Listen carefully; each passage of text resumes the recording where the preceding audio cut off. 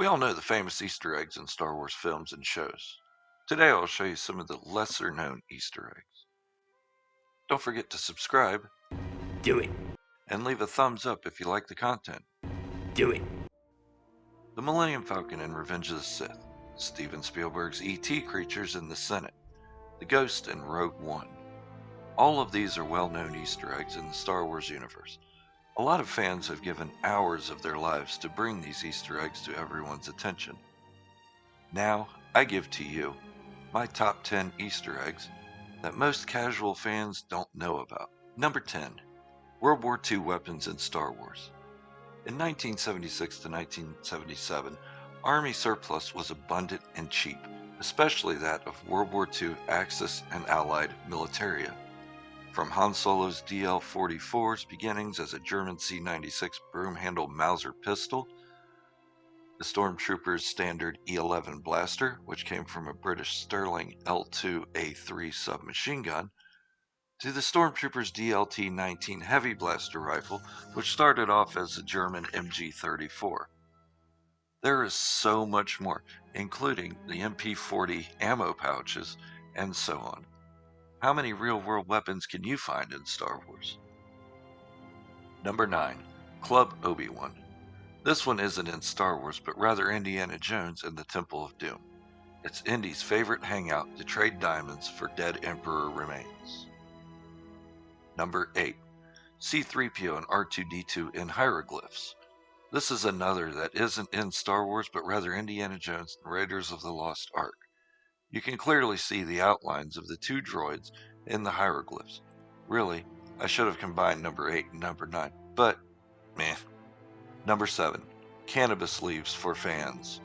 In Jabba's palace, it gets extremely hot without central air, 140 degrees in the daytime and a comfortable temperature at night. So it's necessary to have fans on you during the hottest parts of the Tatooine day. Manual fans. Fans that would make Tommy Chong jealous. No, they're not perfect matches for the earthly home remedies, but you can definitely see the influence. Also, why wouldn't a crime boss who smuggles spice, a known drug in Star Wars, have cannabis fans? It's his man cave. Number 6. The Empire keeping your ice cream safe for 39 years. As chaos begins to ensue on the mining colony of Cloud City above Bespin, you see this gentleman running his most important possession. When told, only take what you can carry, this guy grabbed only the essential, the one thing he knew could help sustain his life if ever he got stranded in the vacuum of space. His ice cream maker. You thought that was the end? Nope. This guy, known as the Client, ended up with it. The Client is an Imperial who held on to it for all this time. He even modified it to carry Mandalorian Beskar steel. What did he do with the ice cream? What happened to the noble ice cream guy on Bespin? Number 5. Jabba the Hutt as himself. The Phantom Menace. You either love it or hate it. Laden with bad dialogue, Jar Jar Binks, too much CGI, and Jar Jar Binks. However, there is one unmistakable character cameo. That of none other than Jabba the Hutt. Falling asleep during the pod race on Boonta Eve and being nudged by his houseman. We see Anakin win the pod race, then the Battle of Naboo is over, and credits start to roll. So we stick around. Oh, there's Keira Knightley. Cool. But who the heck played Jabba? Well, he did. Being a fully CGI model, no one played Jabba the Hutt, so he was given credit for his own character. Alright, we're halfway there. Stretch out for a minute, and don't forget to hit that subscribe button. Number 4. Dave Filoni, X-Wing pilot. Seen as the next George Lucas, Dave Filoni wears many hats at Lucasfilm. He created, wrote, and produced the Clone Wars animated series. He was creator and executive producer of Rebels, the animated series. Also under his hat is Resistance, Forces of Destiny, and now The Mandalorian. In one episode of The Mandalorian, the New Republic shows up to destroy a den of scum and villainy. Who is one of the pilots? Wow, that's none other than Dave Filoni himself. He traded the cowboy hat for an X-Wing pilot helmet. Looking awesome, Dave. Number 3.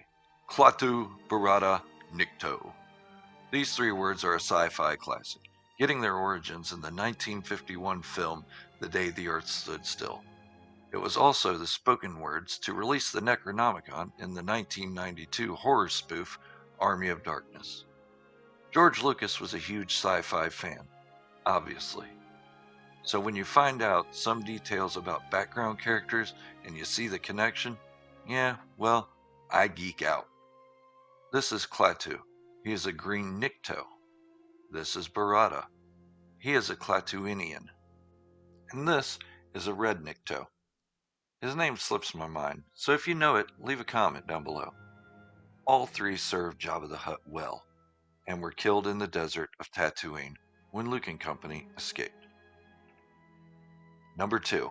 Mickey Mouse watches Vader and Luke. Was this a premonition from George Lucas of his intention to sell the franchise to Disney all the way back to 1980? Disney and Lucas have always had ties, but this takes the cake. Luke and Vader are fighting on Bespin. In the background is the iconic image of Mickey Mouse watching intently. Let them be, Mickey. This is between father and son. And here's number 1. General Grievous makes an appearance in 2019. General Grievous, shorter than expected, was the general of the Separatist Army and Jedi Hunter. His collection of 4 lightsabers fit nicely in his 4 hands. He was a deadly adversary, but was ultimately beaten by the civilized Obi-Wan Kenobi, while Obi-Wan held the low ground. Then comes the Mandalorian series. Set a few years after Return of the Jedi, the Empire is in shambles, and lawlessness takes over. Our hero appears in the first episode.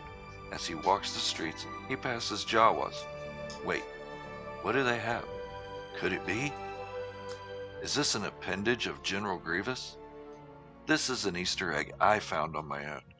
It hasn't been confirmed, but golly, it looks like his arm. Okay, so that one isn't confirmed as really being General Grievous's arm.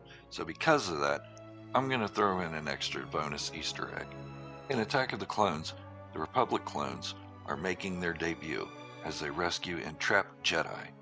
Guns are blazing, lightsabers whooping. Here comes the cavalry. But wait, what is that?